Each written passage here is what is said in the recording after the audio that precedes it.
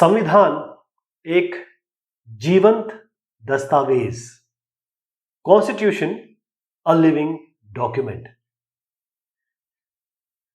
भारत का संविधान सबसे ऊंचा कानून, ये जीवंत दस्तावेज क्यों है? इससे हम क्या समझते हैं? कितने साल हो गए हमें? करीबन 70 साल हो गए हमें इंडिपेंडेंट हमने पाई। उसके बाद हमारा कॉन्स्टिट्यूशन बना। कॉन्स्टिट्यूशन जो हुआ उसका हमने क्रियान्वयन देखा कि कैसे संविधान के हिसाब से चीजें की जाती हैं। संविधान को सबसे ऊपर कानून माना गया। इस समय संविधान का क्या रोल रहा भारत की शासन प्रणाली में? संविधान में क्या संशोधन हुए या किस तरीके से संशोधन की चेंज करने की प्रक्रिया है? क्या यह चेंज हो सकता है? क्या यह नहीं हो सकता है? किस तरीके से चेंज होता है? तो भारतीय संविधान के को समय समय पर किस हिसाब से, जरूरतों के हिसाब से, आवश्यकता के हिसाब से संशोधित किया गया यानी चेंज किया गया। जैसे ये ABCD लिखा गया है, इसको लिख दिया गया ACDE। संशोधन हुआ। जो संशोधन हुआ यानी चेंज हुआ, इससे संविधान का जो मूल ढांचा है, जो इसका कोर है, इसकी जो भावना है, वो चेंज नहीं कभी हुई। संविधान की रक्षा और उसकी व्याख्या में न्यायपालिका की बहुत बड़ी भूमिका है। जुडिशरी इसमें बहुत बड़ा रोल प्ले करती है क्योंकि जुडिशरी इंडिपेंडेंट है। तो संविधान एक ऐसा दस्तावेज है, ऐसा डॉक्यूमेंट है, किताबी तौर पे मौजूद है ये, कि समय के हिसाब से, परिस्थिति के हिसाब से ये इसमें बदलाव आता है। मैं क्या आपको एग्जांपल दूंगा कि एक समय में गीता लिखी गई। गीता को आज हम चेंज नहीं कर सकते। एक समय बाइबल लिखी गई, उसमें कोई परिवर्तन नहीं हो सकता। कुरान, उसमें आप कोई परिवर्तन नहीं कर सकते। क्यों? क्योंकि वो धार्मिक किताबें हैं जिसको लोग अनुपालन करते हैं। संविधान को अगर हम उस तरीके से किताब माने तो क्या उसे परिवर्तन कर सकते हैं? क्या नहीं कर सकते हैं? कुछ स्थितियां बताता हूं आपको।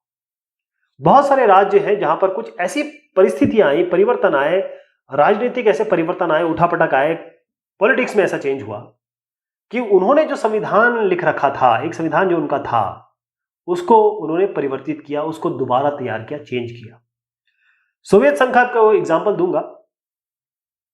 74 वर्षों में 4 बार बदला गया है सोवियत संघ का जो एक्चुअल कॉन्स्टिट्यूशन है, वो 4 बार बदला गया है। 1918, 1924, 1936, 1977।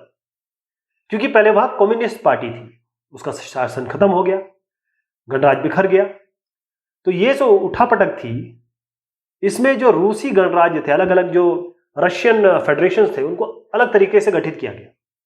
फिर 1993 में यहां पर नया संविधान अंगीकार किया गया, यानी एक्सेप्ट किया गया। भारत की तरफ जरा आइए। जो मैंने आपको पहले बात बताई थी ना, कुरान, बाइबल और गीता की, उसको जरा ध्यान रखिएगा। उसमें हम कुछ चेंज नहीं कर सकते, कोई भी चाहे तो कोई चेंज नहीं हो सकता उसमें। भारतीय संविधान 26 नवंबर 1949 को अंगीकार किया गया। अंगीकार मतलब इस समय जो एक तरीके से बना लिया गया, एक्सेप्ट हो गया, साइन हो गया। लेकिन इसको लागू करने की डेट अलग है। ध्यान रखें, 26 जनवरी आप मनाते हैं। क्यों मनाते हैं? क्योंकि इस समय 26 जनवरी को 1950 में हुआ था ये। इसको संवैधानिक मतलब प्रॉपर औपचारिक फॉर्मल तरीके से लागू किया गया। बंद यहां गया था, असाइनमेंट सब हो गए थे। कोई भी संविधान आपको क्या लगता है सदा के लिए ठीक है? आज से 20 साल पहले किसी को पता नहीं था कि मोबाइल आएगा, मोबाइल पे इतने सारे काम हो सकते हैं, इंटरनेट से सारी जिंदगी हमारी परिवर्तित हो जाएगी। शायद 20-25 साल के पहले अगर लोगों से पूछें तो मोबाइल शायद वो सोच भी नहीं सकते थे। आज LCD टीवी है, LED टीवी है। आप अपना बिल का जो भुगतान करते हैं, पैसा जो देते हैं, वो आप ऑनलाइन करते हैं। सारे काम ऑनलाइन करते हैं आप, पढ़ते भी आप ऑनलाइन है। ये पहले नहीं सोचा जा सकता था। यानी कि परिवर्तन होता है, समय चेंज होता है। कोई भी संविधान हमेशा के लिए ठीक नहीं हो सकता। मैं ये नहीं कहूंगा कि गलत लिखा गया होगा, लेकिन जिस समय वो लिखा गया, जिस समय लिखा गया, वहां पर उस समय परिवेश अलग थे, समय अलग था, उस हिसाब से वो लिख दिया गया। ऐसा कोई दस्तावेज नहीं होता है जिसको समय के अनुसार बदलने की हमको आवश्यकता ना पड़े। ऐसा कोई दस्तावेज नहीं है। हमारा संविधान लचीला है। दो शब्द इसमें बार बार आएंगे, एक कठोर और एक लचीला। हमारा संविधान दोनों ही है, कठोर भी है, लचीला भी है। अब आप कहेंगे ये तो कॉन्ट्रडिक्टरी हो गया, या तो कठोर बोल लीजिए या लचीला बोल लीजिए। ऐसा नहीं है।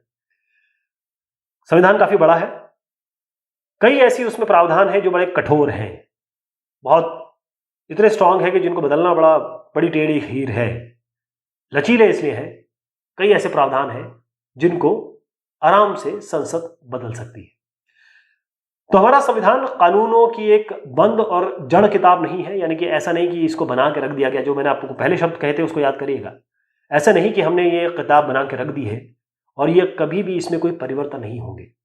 तो जब किसी चीज में परिवर्तन होता रहता है तो उसे हम कहते हैं जीवित दस्तावेज। इसीलिए constitution is a living document. Constitution जीवित डॉक्यूमेंट है क्योंकि इसमें परिवर्तन हो सकते हैं। कहते हैं बहता हुआ पानी हमेशा साफ रहता है, जो पानी रुका हुआ होता है उसमें गंदगी हो जाती है। संविधान ना केवल जो समकालीन परिस्थिति है उनके सवालों से जुड़ा है, बल्कि कई ऐसे उसमें, जैसे आप कहेंगे कि भाई परिवर्तन हो सकता है तो फिर तो अभी तक परिवर्तित हो गया होगा, पूरा चेंज हो गया होगा। नहीं, जो आज की परिस्थितियां हैं उसके हिसाब से संविधान में परिवर्तन हो सकते हैं, लेकिन जो उसका मूल ढांचा है, स्थायी महत्व, ऐसे उसमें कुछ चीजें हैं। जैसे अगर कहा गया कि आपकी समानता, सबकी समानता होनी चाहिए, क्या ये चेंज हो सकती है? आप कहेंगे 50 साल पहले, 50 साल बाद, मैं कहूंगा 100 साल बाद भी ये चीज चेंज नहीं होगी कि हर आदमी, महिला और पुरुष बराबर होने चाहिए। क्या ये चेंज हो सकता है? कभी कभी नहीं हो सकता। ये हमेशा सेम रहेगा क्योंकि ये परिस्थिति नहीं है। अगर विश्व चलेगा तो औरत मर्द दोनों साथ चलेंगे, ये चीज तो कभी चेंज नहीं हो सकती। क्या संविधान इतना पवित्र दस्तावेज है? आपको याद है मैंने एक 3 धर्म किताबों का नाम लिया था, तो क्या ये इतना पवित्र है कि जिसमें कोई परिवर्तन नहीं हो सकता, उसमें कोई बदलाव नहीं हो सकता? ये सवाल हम पूछेंगे, आप भी, आपके दिमाग में भी आता होगा। क्या यह एक इतना बड़ा फैसला हो गया एक जमाने में? कुछ लोगों ने बैठ के, करीबन 300 लोग थे, उन्होंने बैठ के एक फैसला ले लिया कि सामान्य कानून की तरह जब चाहे उसको बदल नहीं सकते आप, या फिर आपने उसको लचीला बनाया कि जब चाहे कोई भी आए बदल दे, कोई भी सरकार आए फटाफट अपने हिसाब से बदल दे। कठोर, लचीला, 2 शब्द मैंने कहे थे।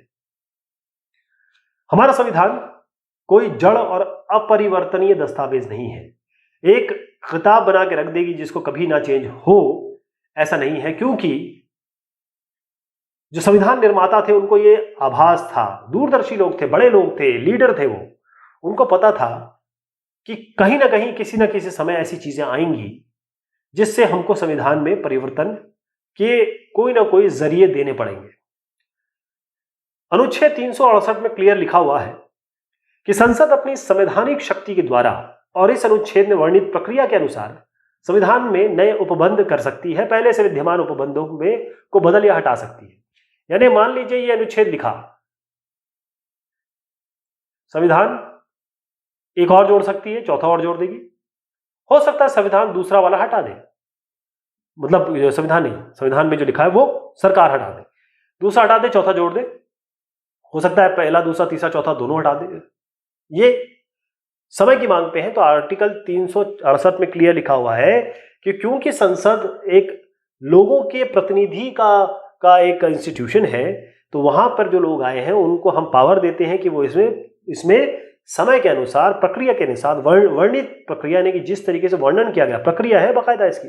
ऐसे नहीं कि बस कोई आया और उसको कोई अपनी राजनीतिक पार्टी का कोई अपना, उसको कुछ स्वार्थ सिद्ध करना था, उसने उस हिसाब से अमेंडमेंट कर दिए। कॉन्स्टिट्यूशन फिर की वैल्यू क्या रही? कॉन्स्टिट्यूशन तो फिर कुछ भी रहा, बल्कि एक कागज है जो कभी भी आए बदल दे, ऐसा नहीं है। कुछ वर्णित प्रक्रिया है इसके पीछे। संविधान निर्माता को एक ही साथ, संविधान निर्माता संविधान को लचीला और कठोर बनाने के पक्ष में थे। ये जो शब्द मैंने कहा बार बार आएंगे। लचीला का मतलब क्या होता है? लचीला मतलब फ्लेक्सिबल। आपने जिम्नास्ट को देखा है, जिम्नास्टिक्स करते हैं, वो कितने लचीले होते हैं। और आपने देखा कि बॉडी बिल्डर एकदम कठोर होता है, वो बिल्कुल एकदम स्टिफ खड़ा होता है। तो लचीला संविधान का मतलब होता है कि जिसे आसानी से हम परिवर्तित कर सकें, जिसमें चेंज कर सकें, संशोधन कर सकें, अमेंडमेंट कर सकें। लेकिन ऐसे संविधान जिनमें चेंज करना, अमेंडमेंट करना, मॉडिफिकेशन करना बहुत बहुत मुश्किल है, उनको हम कठोर कहते हैं। भारतीय संविधान में दोनों ही हैं, हम लचीले भी हैं, कठोर भी हैं। गलतियां तो सबसे होती हैं, टू err इज ह्यूमन। तो जिन्होंने संविधान बनाया, क्या उनसे गलतियां नहीं हो सकती थी?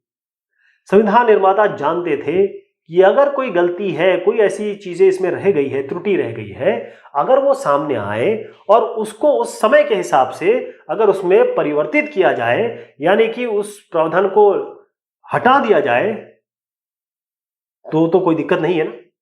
हमारा संविधान एक संघीय राज्य व्यवस्था बनाने के पक्ष में था। इसका मतलब एक सेंट्रल गवर्नमेंट होगी और फिर सारी स्टेट गवर्नमेंट्स होंगी। 28 राज्य हैं, 8 यूनियन टेरिटरीज हैं हमारे पास। तो सेंट्रल गवर्नमेंट, सारे स्टेट गवर्नमेंट, ऐसे बहुत सारे स्टेट गवर्नमेंट 28 है।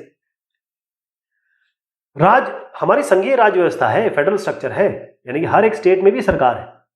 इसलिए ऐसे कुछ प्रावधान इसमें दिए गए कि राज्यों की शक्ति के बिना, या राज्यों को इस तरीके से शक्ति दी गई कि इनकी सहमति के बिना सेंट्रल गवर्नमेंट चेंज ना कर पाए। वरना तो सेंट्रल गवर्नमेंट आएगी, सेंट्रल गवर्नमेंट को सारे पावर दे दिए गए, आके वो चेंज करती रहेगी।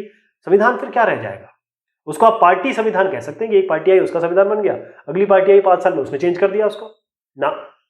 स्टेट गवर्नमेंट, कई ऐसे चीजें हैं जिसमें स्टेट गवर्नमेंट अगर जब तक हाँ नहीं कहेगी, सहमति नहीं बनाएगी, तब तक आप परिवर्तन नहीं कर सकते। अब मैं संविधान संशोधन की जो प्रक्रिया है उसको जरा आपको ग्राफिकल तौर पर समझाता हूं।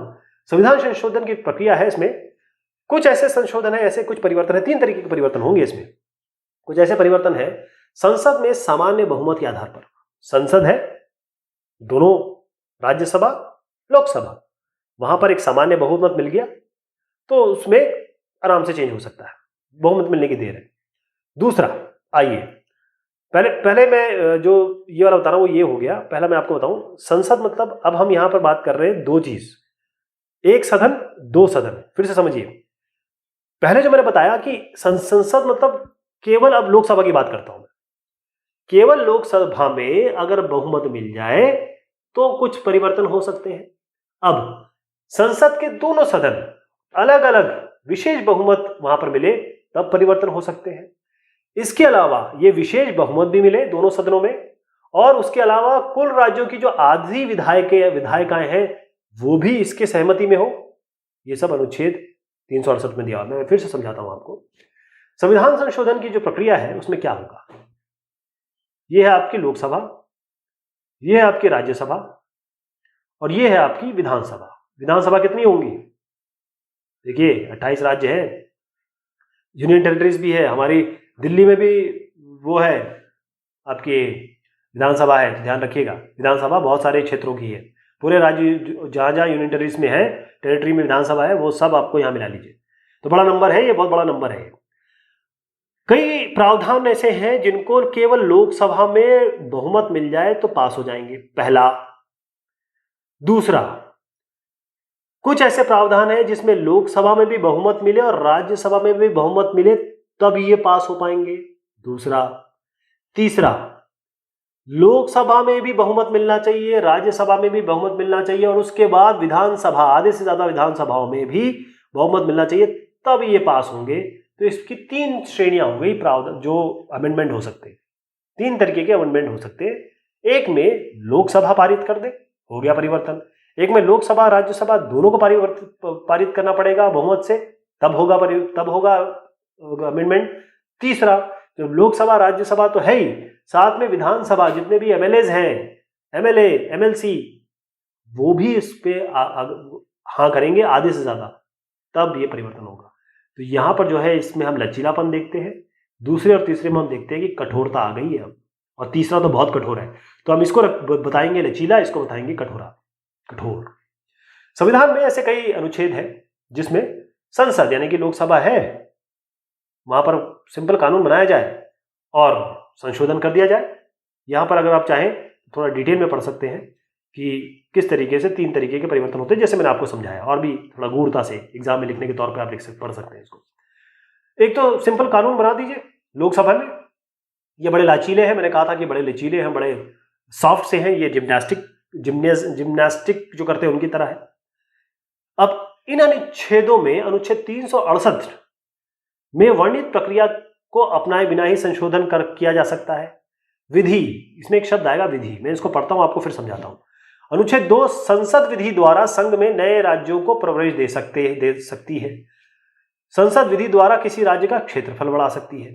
इसका मतलब केवल संसद, केवल लोकसभा की बात कर रहा हूं मैं, और लोकसभा में किसकी मेजोरिटी होती है? जो सरकार है। Prime minister, council of minister कहां से आते हैं? जो लोकसभा में जिनकी मेजोरिटी है, जिनकी सरकार है। वो जिनकी सरकार है वो कभी भी नए राज्य बना सकते हैं और नए राज्यों का क्षेत्रफल बढ़ा सकते हैं, एक राज्य को 2 भाग में विभाजित कर सकते हैं। ये इनके पास पूरा पावर है। इसके लिए ना तो इनको राज्यसभा के बारे में सोचना है, ना तो इनको एमएलए या एमएलसी के बारे में सोचना है। ये पहली चीज हो गई। विधि मतलब विधि जहां शब्द आएगा इसका मतलब लोकसभा की बात हो रही है।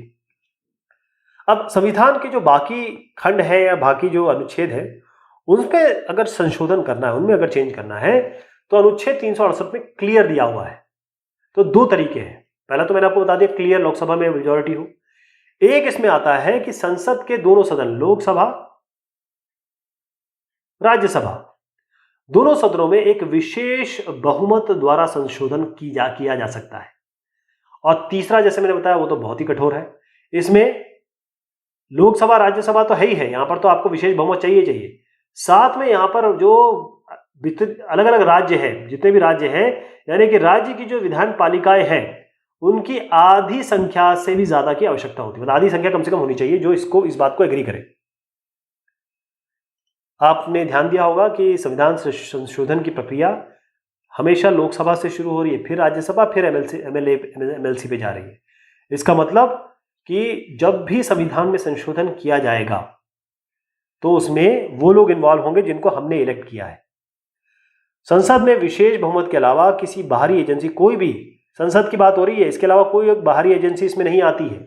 यानी कोई संविधान आयोग कह दे, कॉन्स्टिट्यूशन कमीशन हो गया, या कोई भी और अन्य कोई भी निकाय है, वो इस प्रक्रिया में कहीं शामिल नहीं है। या तो आप लोकसभा देख रहे हैं, ये हम लोगों ने एमपी इलेक्ट किए, राज्यसभा जो यहाँ पर राज्यों ने भेजे हैं, जो एमपी भेजे हैं, इसके अलावा यहाँ पर हमने जो जिन लोगों को विधायक चुना है यानी एमएलए चुना, वो यहाँ पर है। तो वो जनता के प्रतिनिधि हैं, जहां कानून बनाया जाता है वही कर सकता है। बाकी सभी विधेयक की तरह संशोधन विधेयक भी राष्ट्रपति के अनुमोदन के लिए भेजा जाता है। इसका मतलब कोई भी विधेयक, कोई भी बिल जो होता है वो कहां जाता है? वो प्रेसिडेंट के पास जाता है। प्रेसिडेंट जो है पुनर्विचार पे भेज सकते हैं इसको। लेकिन अगर संविधान संशोधन है तो ये साहब फिर कुछ नहीं कर पाएंगे, इनको पुनर्विचार का अधिकार नहीं, ये वापस नहीं भेज सकते। संविधान संशोधन तो साहब को मानना ही पड़ेगा। तो संशोधन के एक बहुत इंपॉर्टेंट चीज इसमें समझने की जरूरत है आपको कि संशोधन के प्रश्न पर अंतिम राय किसकी है?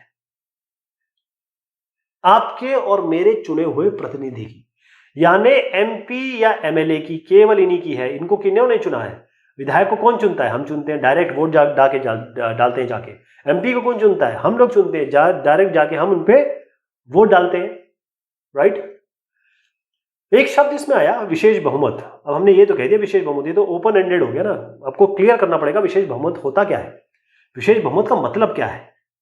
तो कोई भी विधायिका, जिस विधायिका की हम बात कर रहे हैं, इसमें जब कोई विधेयक या प्रस्ताव आता है, कोई बिल आता है, उसके लिए सदन में जितने भी उपस्थित लोग हैं उनके साधारण बहुमत की आवश्यकता होती है।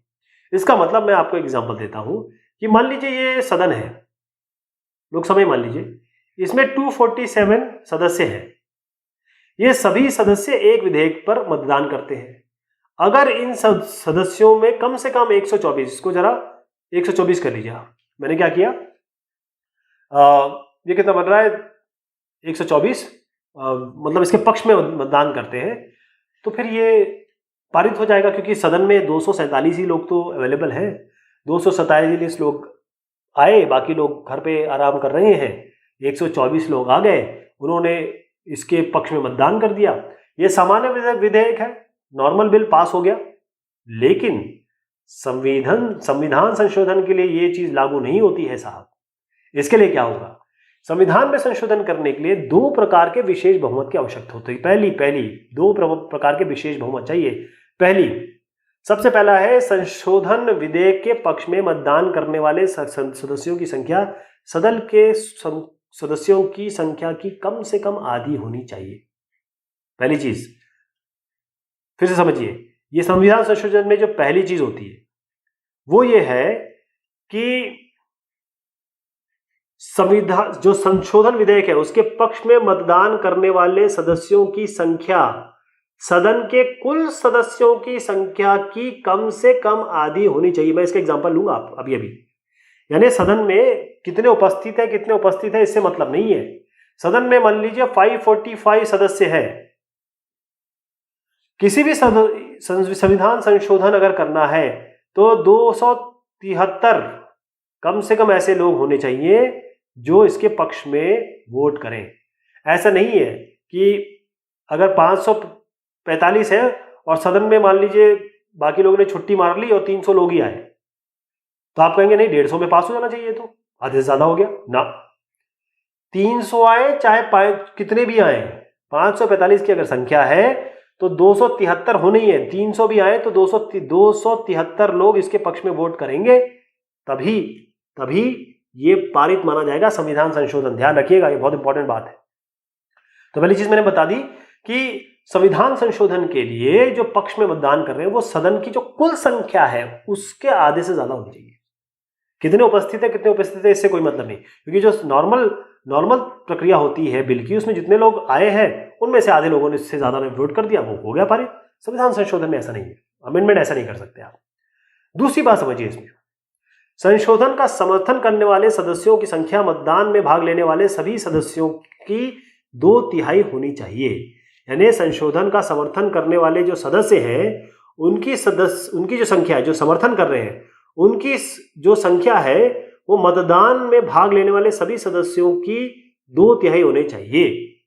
यानी मान लीजिए आपके 300 मेंबरान हैं, तो 2/3 कर दीजिए, इसका कितना आएगा आपका 100, 200। अगर संविधान का संशोधन होना है तो संशोधन का समर्थन करने वाले सदस्यों की संख्या मतदान में में भाग लेने वाले सदस्यों की 2/3 यानी कि अगर 300 है तो 200 2/3 होनी चाहिए। तो संशोधन विधेयक को संसद के दोनों सदनों में स्वतंत्र रूप से पारित होना, यानी कि ये जो मैंने एग्जाम्पल बताया ये केवल लोकसभा के लिए है। यही जो कार्यक्रम चलेगा वो राज्यसभा में भी चलेगा। सेम चीज राज्यसभा में लागू होगी, सेम गणित, सेम कंप्यूटेशन। ऐसा कभी भी नहीं है कि इन दोनों में अगर चीजें नहीं बन रही है तो संयुक्त कंबाइंड सेशन बना लिया जाए ना। आप लोकसभा राज्यसभा को बुला के ये अगर संविधान संशोधन पारित नहीं हो रहा है तो ऐसा नहीं कर सकते। कोई भी संशोधन विधेयक, ये जो विशेष बहुमत मैंने बताया आपको, ये जो प्रक्रिया बताई, इसके बगैर पारित नहीं हो सकता। फिर से समझाता हूं, 545 सदस्य है, 273 इसमें मेजॉरिटी चाहिए। 545 में चाहे कितने भी आए, चाहे 300 आए प्रेजेंट है, तब भी 273 ही चाहिए। मान लीजिए लोकसभा में 400 सदस्यों ने किसी एक विधेयक पर होने वाले मतदान में भाग लिया है। इस विधेयक को पारित करने के लिए कितने सदस्यों के समर्थन की आवश्यकता होगी, कितने की होगी? पहली चीज मैंने आपको बताई थी कि जितनी संख्या है उसमें जो मेजॉरिटी है उतना, या फिर दूसरी जो चीज है यहां पर मैंने आपको बताया था कि 2 प्रकार का विशेष बहुमत होता है। एक तो जितने लोग हैं उनमें से जितने प्रेजेंट है उसमें आधे से ज्यादा। दूसरा यह है कि जो भाग ले रहे हैं, संशोधन का समर्थन करने वाले सदस्यों की संख्या मतदान में भाग लेने वाले सभी सदस्यों की 2/3 होनी चाहिए। तो अगर 400 मेंबर है तो 2/3 कर दीजिए आप इसका, जो भी नंबर आएगा 800/3। इतने मेंबर्स इसमें अगर एग्री कर रहे हैं तभी आपका पारित होगा। सत्तारूढ़ दल जो होता है, काफी कम बहुमत और विपक्ष के विरोध के बावजूद बजट होता है या कोई भी अपने पसंद का विधेयक है वो तो पारित करा लेता है। जो भी सरकार बनती है, आपने देखा होगा, कोई भी बिल आता है उसको मनी बिल बना के या बहुमत से आराम से पास करा देता है। चाहे बजट हो या कोई भी अपने पसंद का विधेयक है जो उन्होंने अपने मैनिफेस्टो में तय किया हो। लेकिन यही दल जब इनको संविधान संशोधन करना पड़ता है तो बगैर ये विपक्षी दलों को अपने विश्वास में लिए हुए, संज्ञान में लिए हुए, उनको अपने फेवर में लिए हुए संविधान संशोधन ये कर ही नहीं सकते। नॉर्मल बिल तो ये पास कर सकते हैं, ये नहीं कर सकते। हम बात कर रहे थे कि संविधान लचीला भी है, कठोर भी है।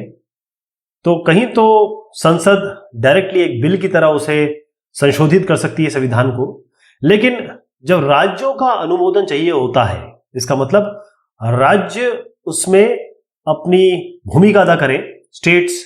संविधान के कुछ ऐसे अनुच्छेद हैं जिसमें अमेंडमेंट या संशोधन करने के लिए विशेष बहुमत केवल जरूरी नहीं है, जो हमने विशेष बहुमत देखा।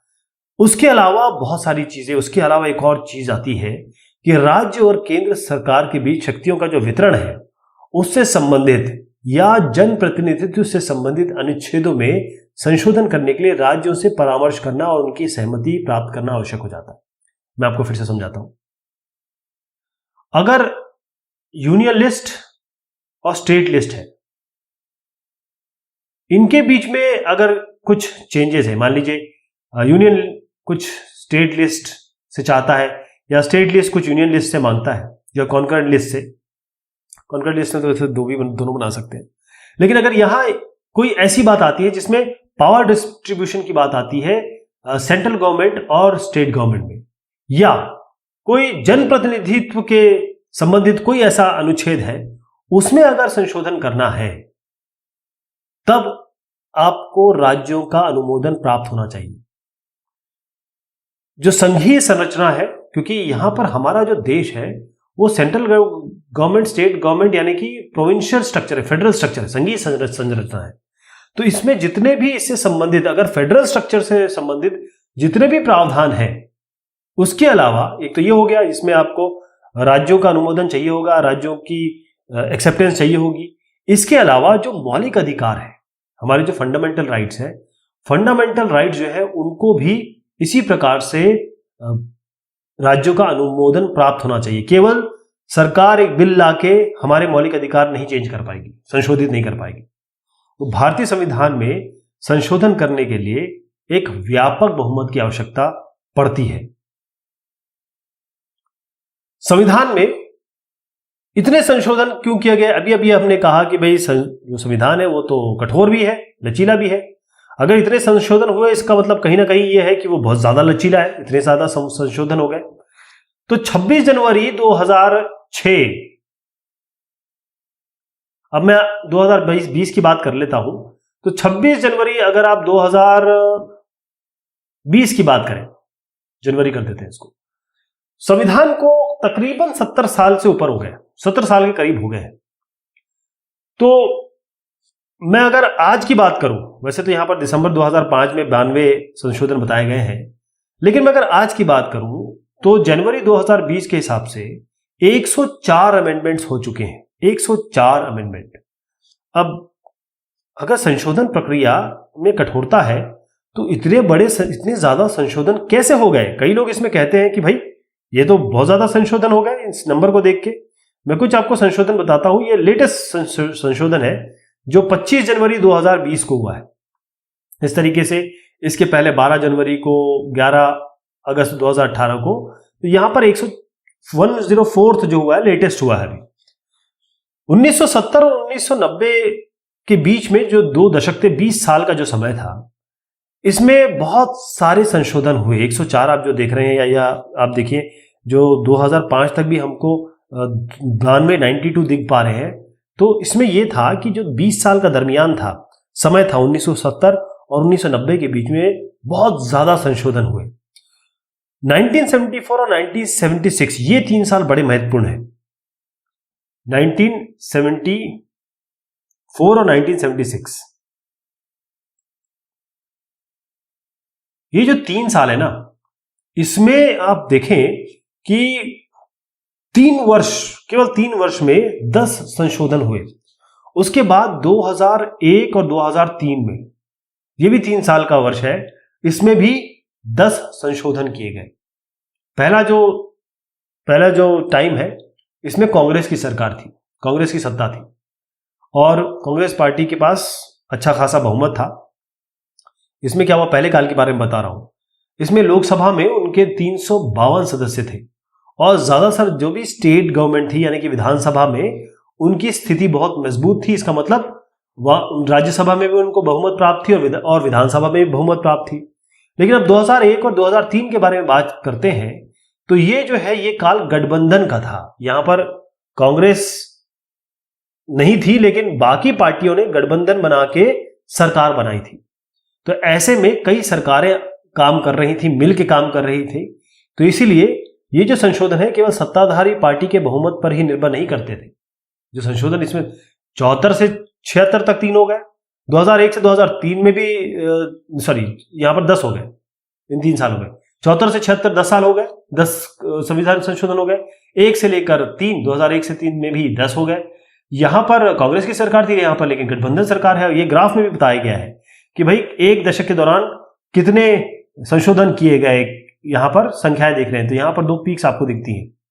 इसके अलावा 10 संशोधन की अवधियां कौन कौन सी थी वो यहां पर बताया गया कि कब कब 10 संशोधन हुए। तो एक मैंने एग्जांपल लिया यहां पर कि 10 संशोधन हुए, लेकिन जरूरी बात इसमें जो आपको बताने की है वो ये है, इसको बात को समझिए आप, कि यहां पर कांग्रेस की सरकार थी, यहां पर गठबंधन की सरकार थी। तो इसका मतलब यह है संशोधन जो होता है वो केवल ये नहीं कि सत्ताधारी पार्टी कर लेती है, ऐसा नहीं है, सारी पार्टियों के बहुमत पर निर्भर करता है। मतलब सारे बहुमत मतलब सबको ही एक्सेप्ट करें तब जाके संशोधन होगा। मैंने जैसे कहा कि संशोधन जितने भी हैं, जितने अमेंडमेंट हुए उसमें लोगों ने बड़ा क्रिटिसिज्म किया, बड़ी आलोचना की कि भाई इतने सारे संशोधन।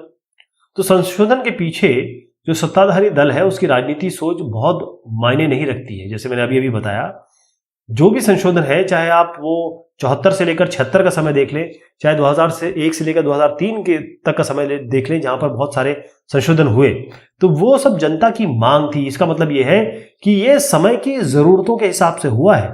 समय जो मांग कर रहा था, जिस समय जो मांग हो रही थी उसके हिसाब से संशोधन किए गए। अब जो संशोधन की विषय वस्तु है, मैं इस संशोधनों को जो भी अमेंडमेंट हो रहे हैं, अमेंडमेंट मतलब हम कॉन्स्टिट्यूशन में चेंज कर रहे हैं, तो इनको हम 3 श्रेणियों में बांट सकते हैं। जो पहली श्रेणी है उसमें वो संशोधन है जो केवल भाषा, कम करें तकनीकी या प्रशासनिक प्रवृत्ति के हैं, यानी कि जो संविधान के जो मूल उपबंध है उसको स्पष्ट बनाना कि भाई कोई चीज ऐसी लिखी है उसको क्लियर कर देते हैं, चलो शब्द जो है उसको क्लियर कर देते हैं। या फिर कुछ छोटे मोटे संशोधन जो होते हैं उनको हम पहली श्रेणी में शामिल करते हैं, वो छोटे मोटे, यानी केवल इसको समझ सकते हैं कि आप तकनीकी भाषा जो लिखी हुई है उसमें थोड़ा संशोधन कहा जा सकता है। जैसे मैं आपको बताता हूं कि उच्च न्यायालय के जो न्यायाधीश हैं उनकी सेवानिवृत्ति की जो आयु सीमा है, वो हाई कोर्ट के जो जस्टिस होते हैं उनकी 60 साल उनकी सेवानिवृत्ति यानी रिटायरमेंट की एज थी, उसको 62 साल कर दिया गया। ये 15वें संशोधन में किया गया। इसी तरीके से जो सर्वोच्च न्यायालय है उनकी न्यायाधीश जो थे उनका पैसा बढ़ाने के लिए, वेतन बढ़ाने के लिए एक 55वां संशोधन किया गया। तो ये 55वां संशोधन था। इसी तरीके से विधायिका में जो हमारी जो लेजिस्लेचर है उसमें एससी और एसटी इनके सीटों के आरक्षण के लिए चेंज किया गया। तो मूल उपबंध में जो आरक्षण की जो व्यवस्था है, बेसिकली जो स्टार्ट हुआ था जो कॉन्स्टिट्यूशन, उसमें कहा गया था एससी एसटी जो है इनको रिजर्वेशन मिलेगा 10 साल तक। लेकिन 10 साल होने के बावजूद भी उनकी जो स्थिति है उसमें इतना ये कहें कि अपलिफ्टमेंट नहीं हुआ, उनका इतनी अच्छी उनकी व्यवस्था नहीं बनी, तब 10 साल के लिए और बढ़ा दिया गया। तो ये हर बार संशोधन कर करके ये 10 साल बढ़ाया जाता है। तो इनको हम इसमें लाते हैं कि छोटे मोटे जो तकनीकी होते हैं उनको हम इस श्रेणी में लाते हैं। अब आपको याद है राष्ट्रपति पद के बारे में हमने जो बात की थी, तो संविधान में यह माना गया था कि जो हमारी संसदीय व्यवस्था है उसमें जो राष्ट्रपति है वो मंत्री परिषद यानी कि काउंसिल ऑफ मिनिस्टर की सलाह के हिसाब से काम करेंगे। लेकिन उसके बाद एक अनुच्छेद 74(1) में संशोधन किया गया और ये बिल्कुल क्लियर कर दिया कि मंत्री परिषद की सलाह राष्ट्रपति के लिए बाध्यकारी होगी। राष्ट्रपति साहब जो है वो काउंसिल ऑफ मिनिस्टर की बात सुनेंगे ही सुनेंगे, माननी पड़ेगी। ऐसा नहीं कि वो इनकी मतलब देश इनकी सलाह पे काम कर रहा है, नहीं, ये काउंसिल ऑफ मिनिस्टर यानी कि सरकार के सलाह पे या उनकी बात सुनेंगे और उन्हीं के हिसाब से, क्योंकि साइन होने तो उन्हीं के पास जाते हैं, तो हर चीज को उनको साइन करना पड़ेगा। ये बिल्कुल क्लियर कर दिया गया 74(1) में। अब व्याख्याएं या ये कहें जो परिभाषा है उनके अलग अलग दृष्टिकोण होते हैं, हर आदमी अलग तरीके से चीजों को समझता है। तो संविधान की जो व्याख्या है मतलब अगर कोई शब्द लिखा हुआ है या कोई अनुच्छेद लिखा हुआ है, उसको समझने के लेकर जो न्यायपालिका है और सरकार, यानी जो जुडिशरी है और जो लेजिस्लेचर है, उनके बीच में हमेशा मतभेद होते रहे हैं, आज भी हो रहे हैं। तो कई बार जो संसद है वो जो न्यायिक व्याख्याएं हैं उनसे सहमत नहीं होती। मान लीजिए जुडिशरी ने कोई डिसीजन दिया, संसद कहती है नो, हम नहीं मानते इसको, तो उसके लिए क्या करेंगे वो? लेजिस्लेचर के पास क्या पावर है? विधायिका के पास यह है कि संविधान संशोधन कर दो, है ना, यही पावर है। जुडिशरी कुछ कहती है, लेजिस्लेचर को पसंद नहीं आता है तो वो संविधान संशोधन कर देते हैं। तो 1970 से 75 के बीच में ऐसी बहुत सारी परिस्थितियां आई, ऐसी बहुत सिचुएशन पैदा हुई जब न्यायपालिका ने कुछ कहा और उसको बदलने के लिए, उस बात को ना मान के लेजिस्लेचर ने संविधान संशोधन किया। तो मौलिक अधिकार और जो नीति निर्देशक सिद्धांत है उसको लेकर भी संसद और न्यायपालिका बीच में, यानी अगर हम पार्लियामेंट कहें और जुडिशरी के बीच में, जहां तक हम फंडामेंटल राइट्स और जो डायरेक्टिव प्रिंसिपल है, मौलिक अधिकार और नीति निर्देशक सिद्धांत देखते हैं, उनके बीच में भी इसको लेके भी इनके बीच में हमेशा तनातनी रही है। इसी तरीके से एक निजी संपत्ति का जो अधिकार है उसके दायरे और जो राइट टू प्रॉपर्टी एक्ट है वो, या राइट टू प्रॉपर्टी एक्ट की बात ना करूं मैं, पहले राइट टू प्रॉपर्टी, जब ये हमारा मौलिक अधिकार में शामिल था उस समय बड़ा विवाद हुआ दोनों के बीच में। तो 1970 से 1975 के काल में संसद ने न्यायपालिका की जो प्रतिकूल व्याख्या है उसको निरस्त करते हुए बार बार संशोधन किए। जहां 1970 और 75 की बात बता रहा हूं मैं, अब आप देखिएगा, मैं बताऊंगा किसकी सरकार थी। यहाँ पे हुआ ये कि जो भी चीज हो रही थी, जुडिशरी नहीं मानती थी, पार्लियामेंट संशोधन कर देती थी, कॉन्स्टिट्यूशनल अमेंडमेंट कर देती थी, तो ये सब चीजें चलती रही। अब राजनीतिक आम सहमति के माध्यम से जब संशोधन होता है, यहां पर मैंने एक चित्र दिखाया है, ये हिंदुस्तान की आयरन लेडी थी श्रीमती इंदिरा गांधी, और 1966 से लेकर 1977 तक इन्होंने ये प्राइम मिनिस्टर रही, और बीच में फिर एक बार फिर नहीं आई, फिर उसके बाद आ गई, इस तरीके से हुआ। लेकिन 1984 में इनकी हत्या कर दी गई थी। इनके जो खुद के बॉडीगार्ड थे उन्होंने इनको गोली मार दी थी। इनके रहते हुए काफी संशोधन हुए। उसके बाद जैसे आज हम देख रहे हैं, जब से मोदी जी की सरकार है, बीजेपी की सरकार है, बहुत सारे अमेंडमेंट्स हो रहे हैं। तो जब भी सरकार आती है समय के हिसाब से परिवर्तन करती रहती है। राजनीतिक आम सहमति के माध्यम से जब संशोधन होते हैं, जो तीसरा टाइप का जो संशोधन होता है वो उस टाइप का होता है जिसमें राजनीति दल जो है आपस में आ जाते हैं। जैसे कांग्रेस और बीजेपी साथ में आ गई और उन्होंने मिलके संशोधन एक्सेप्ट किया। तो 1984 की मैं बात बताता हूँ। 1984 एक बहुत बड़ा समय है, क्योंकि 1984 में एक बहुत बड़ी हस्ती थी ये, और इनकी हत्या कर दी गई थी। तो 1984 के बाद उसके बाद जो बहुत सारे संशोधन किए गए, उनको हम इस श्रेणी में रखते हैं जब बहुत सारी जो पार्टीज थी उन्होंने मिलके संशोधन किए। जैसे मैं एग्जांपल देता हूं, दल बदल विरोधी कानून, एंटी डिफेक्शन लॉ, ये 52 अमेंडमेंट था, और 52 और फिर 91 जो अमेंडमेंट था।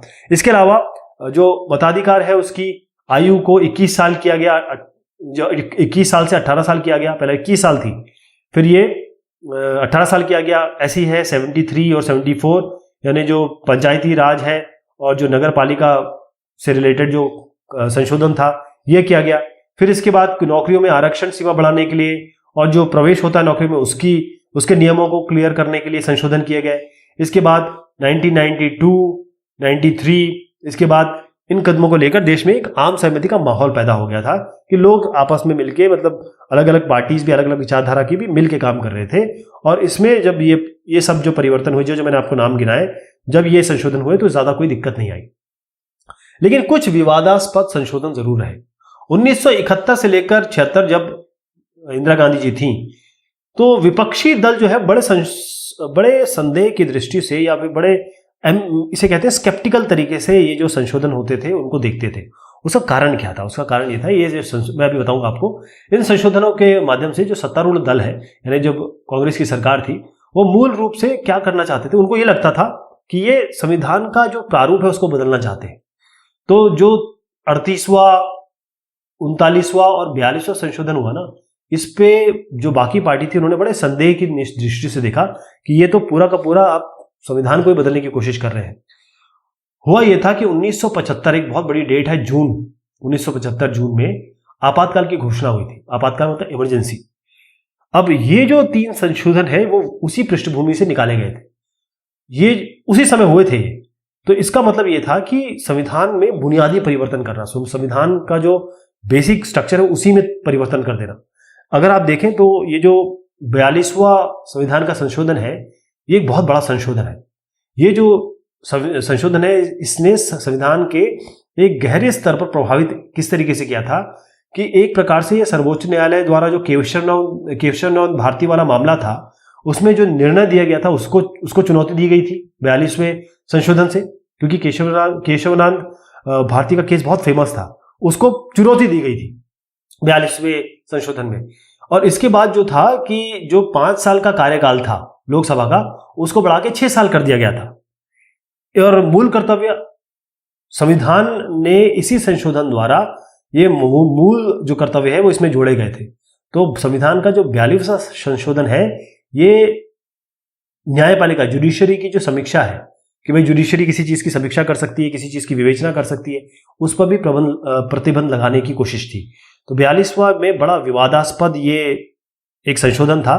मैं फिर से बता दूं, एक तो चीज थी कि जो केशवानंद मामले में जुडिशरी ने तय किया था उसको चेंज करने की कोशिश की, उसको रोकने की कोशिश की गई।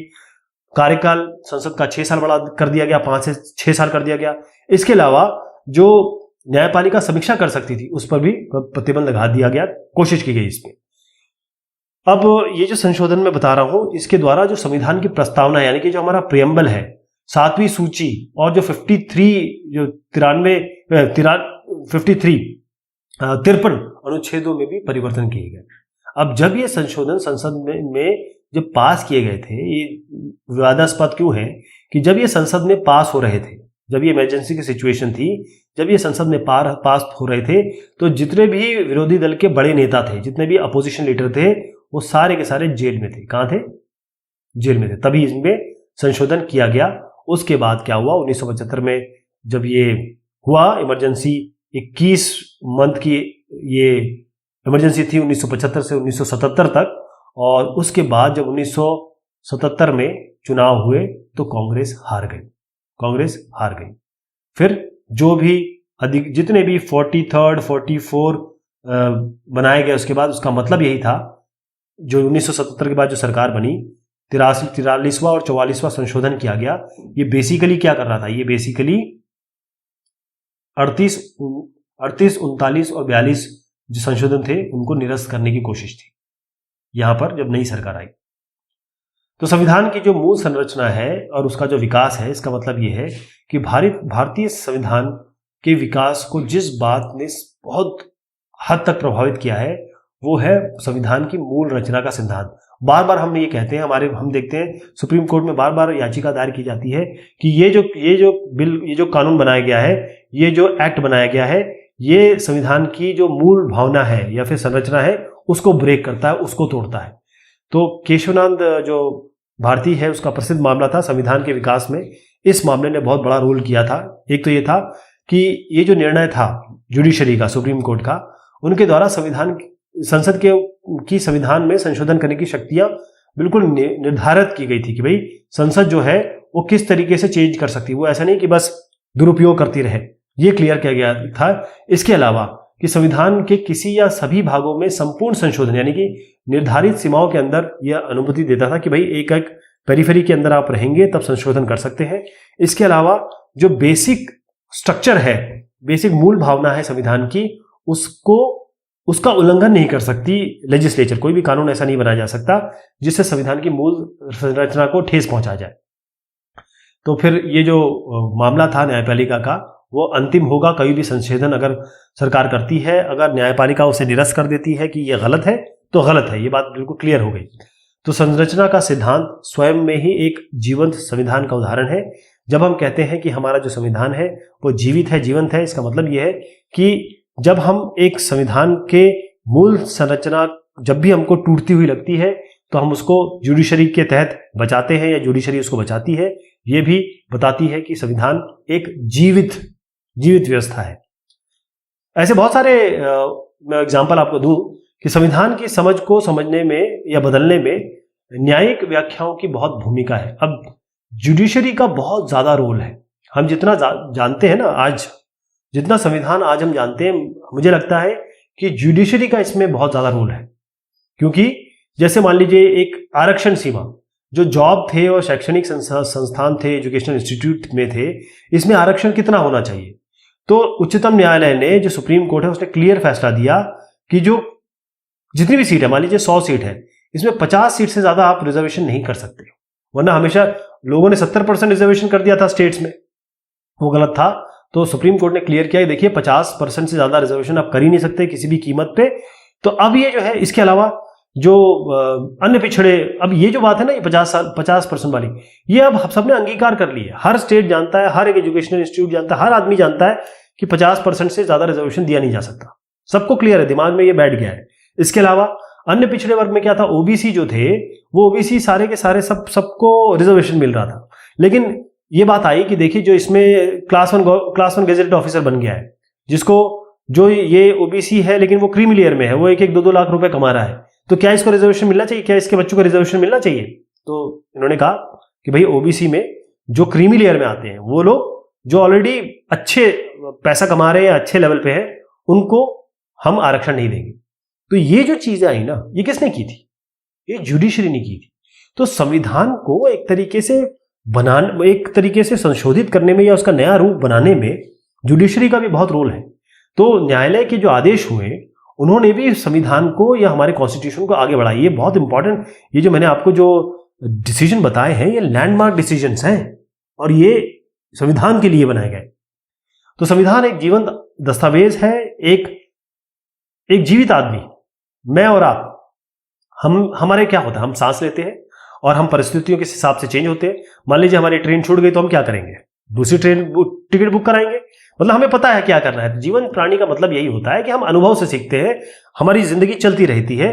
तो कोई भी संविधान जो प्रजातंत्र यानी कि जो डेमोक्रेसी की बात करता है और जो उसको समर्थ बनाता है, उसको स्ट्रांग बनाता है और नए प्रयोगों को विकास का रास्ता खोलता है, वो केवल अच्छा ही नहीं, वो कॉन्स्टिट्यूशन टिकाऊ नहीं कहते उसको, वो टिकाऊ से ज्यादा होता है, बल्कि वो नागरिक को उसका सम्मान करने लगते हैं, कॉन्स्टिट्यूशन का सम्मान करने लगते हैं, क्योंकि ऐसा कॉन्स्टिट्यूशन जो डेमोक्रेसी को संभाल के रखे और डेमोक्रेसी को ऐसा रास्ता बना दे कि डेमोक्रेसी तो वो बना ही रहा है, साथ में वो कॉन्स्टिट्यूशन भी बहुत टिकाऊ लगता है कि हाँ यार, ये कॉन्स्टिट्यूशन बहुत अच्छा बनाया गया है। तो 1950 से संवैधानिक और जो वैधानिक मुद्दे हैं, उससे बार बार ये सामने आया। सबसे गंभीर प्रश्न जो था वो ये था कि भाई संसद जो है वो टॉप में होगी। सब लोग ये कहते थे कि इसमें एमपी जाते हैं, एमपी को हम लोग इलेक्ट करते हैं, और संसद में जो लोग आते थे वो कहते थे हम तो जनता के चुने हुए प्रतिनिधि हैं, तो हमारा संसद जो है सब जुडिशरी से भी ऊपर होगा, सबसे ऊपर होगा। तो संसदीय लोकतंत्र में संसद देश की जनता का प्रतिनिधित्व करती है, इसमें कोई दो राय नहीं है। इसलिए ऐसा माना जाता है कि कार्यपालिका और न्यायपालिका पर इसको वरीयता प्राप्त है। लेकिन ये मतलब अगर व्यवहारिक रूप में देखें तो है, लेकिन अगर हम संविधान के रूप में देखें तो नहीं, तीनों बराबर है। अब जैसे मैं आपको बता रहा था कि न्यायपालिका जुडिशरी का बहुत बड़ा रोल है। न्यायपालिका और संसद के विवाद के दौरान संसद का यह मानना था, संसद ये कहती थी, जो हमारी जो जुडिशरी वो लेजिस्लेचर है वो ये कहती थी कि देखिए हमको लोगों ने इलेक्ट किया है, हम गरीब पिछड़े जो असहाय मार्जिनलाइज लोग हैं उनके कानून बनाने के लिए हमको संविधान में संशोधन करना ही पड़ेगा, कॉन्स्टिट्यूशनल अमेंडमेंट करना ही पड़ेगा, इसलिए हमारे पास शक्ति मौजूद है। न्यायपालिका ये कहती थी, जो जुडिशरी कहती थी कि आप करिए, जरूर करिए, लेकिन जो आप इसका दुरुपयोग मत करिए। इसका मतलब आप चेंज तो करिए, कॉन्स्टिट्यूशन अमेंडमेंट करिए, लेकिन संविधान का जो मूल ढांचा उसमें आप एक तो ठेस मत पहुंचाइए और कानून जो है अपने राजनीतिक लाभ के लिए मत बनाइए, और दूसरा यह कि अपने सत्ता का दुरुपयोग मत करिए। तो आपको संविधान का जो मूल ढांचा है, अब मैं बार बार बोल रहा हूं मूल ढांचा, आपको लग रहा होगा कहीं ना कहीं संविधान में लिखा होगा, ऐसा है नहीं, कहीं भी संविधान में कहीं भी नहीं लिखा कि मूल ढांचा क्या होता है। आप किसी से पूछ ले कि अच्छा बताओ जरा संविधान का मूल ढांचा क्या होता है, इसका बेसिक फ्रेमवर्क क्या है, किसी को नहीं पता है। ये जो चीज है ना, ये दिमाग में आ गई है, ये चीज एक बन के निकल के आई है इतने सालों में। मूल संरचना न्यायपालिका द्वारा स्वयं विकसित की गई एक अवधारणा है।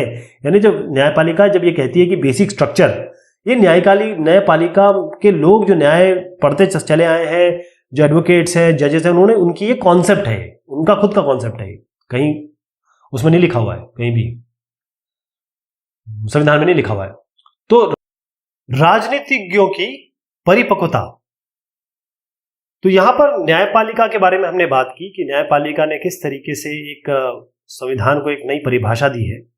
इसे एक और चीज समझ में आती है कि 1967 और 1973 इसके बीच में काफी जो है संसद और कार्यपालिका यानी कि एक कटु, बहुत कड़वा विरोधाभास हुआ था। इसके दौर में जो संसद और कार्यपालिका है उन्होंने एक संतुलित और दीर्घकालीन समाधान की आवश्यकता को महसूस किया। उन्होंने कहा कि भाई एक फाइनल सॉल्यूशन होना चाहिए।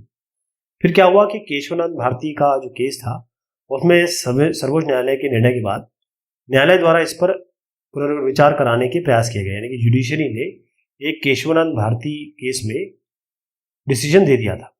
सरकार ने कोशिश की कि भाई इसमें आप पुनर्विचार करिए, लेकिन न्यायालय ने नहीं किया। तो उसके बाद 42वां संशोधन कर दिया गया, जिसके बारे में हमने अभी चर्चा की। और फिर यह कहा गया कि भाई संसद से ऊपर कोई नहीं है, संसद जो है सर्वोच्च है। और उसके बाद फिर क्या हुआ, 1980 की बात है। यहाँ पर एक प्रकरण है जो मिनर्वा प्रकरण, मिल प्रकरण हुआ। इसमें न्यायालय ने अपने जो पहले जो निर्णय है उसको फिर से दोहरा दिया कि भाई हमने जो कहा, जो हमने पहले कहा था जो केशवानंद भारती में, वो बिल्कुल सही है, उन्होंने दोबारा दोहरा दिया। तो जो केशवानंद मामले में जो निर्णय दिए गए थे, 3 दशक के बाद भी संविधान की जो व्याख्या है इसमें इस निर्णय ने सर्वाधिक महत्वपूर्ण भूमिका अदा की थी और आज भी कर रही है। इसका मतलब ये है कि ये जो चीज हुई फिर उसके बाद दोहरा दिया गया, आज भी इस समय भी जो एक तरीके से जुडिशरी ने जो चीज तय की या फिर जुडिशरी ने जो रोल प्ले किया बहुत इंपॉर्टेंट है। और इससे क्या हुआ कि जो संसद है या फिर जो सरकार है उस पर एक वो लगा, उसके अगर वो दुरुपयोग करना चाहती है या वो ऐसी कोई चीज करना चाहती है जिससे संविधान पे कोई आक्षेप हो तो उस पर रोका जा सके। नेहरू साहब की एक स्पीच है, बड़ी फेमस स्पीच हुई है। तो उन्होंने एक प्रसिद्ध भाषण जो दिया था, इसमें एक स्वप्न था। उन्होंने जब सबका स्वप्न था, जितने भी लोग यहाँ बैठे हुए संविधान सभा और जितने भी लोग यहाँ थे, उनका एक स्वप्न था। उन्होंने कहा कि सबके लिए, जैसे संविधान सभा के जो सदस्य हैं उनका भी आदर्श था कि व्यक्ति की गरिमा हो, इंसान की इज्जत हो, उसको आज़ादी मिले, सबकी समानता हो, चाहे वो सामाजिक तौर पे हो चाहे आर्थिक तौर पे हो, हर आदमी खुश हो, जनता की खुशहाली हो, और राष्ट्रीय एकता, उसके बारे में इन्होंने बड़ी अच्छी बात की थी। और आज देखिए कि इतना समय गुजर गया, 70 साल से भी ऊपर हो गए हैं, इसके बाद भी आज भी हम संविधान का, भारतीय संविधान का बहुत रिस्पेक्ट करते हैं और उसको महत्व देते हैं। तो हमने जो चर्चा की वो ये है कि संविधान एक जीवंत डॉक्यूमेंट है। उसमें वो कठोर भी है, वो जटिल भी है, वो लचीला भी है। कठोर और लचीला से ही संबंध ये है कि कई चीज़ें ऐसे हैं जो सरकार बहुत लचीले तौर पे उसको चेंज किया जा सकता है, लेकिन कई ऐसे प्रावधान हैं वो इतने कठोर हैं जिनको चेंज करने के लिए एक बहुत बड़ा व्यापक तौर पे एक बहुमत चाहिए होता है। लेकिन फिर भी जुडिशरी ने बहुत रोल अपनाया। तो जुडिशरी ने जो रिजल्ट दिए, जो अपने न्यायालय ने जो डिसीजन लिए, वो भी एक हमारे संविधान को एक धारा देता है। और आज भी चाहे हम लोकतंत्र की बात करें, चाहे हम देश के नागरिकों की बात करें, राजनीति की बात करें, आज भी संविधान हमारे लिए एक बाइबल की तरह है। संविधान हमारे लिए एक निर्देशक, एक डायरेक्शन के तौर पे है जिसका हम सभी सम्मान करते हैं। अब संविधान एक जीवंत दस्तावेज, ये बहुत शॉर्ट में हम कवर करेंगे, यानी कि एक समरी के टाइप में जो भी हमने देखा उसको समराइज करेंगे। तो ये हम करेंगे अगली बार। तब तक के लिए शुक्रिया, मेहरबानी आप सभी की।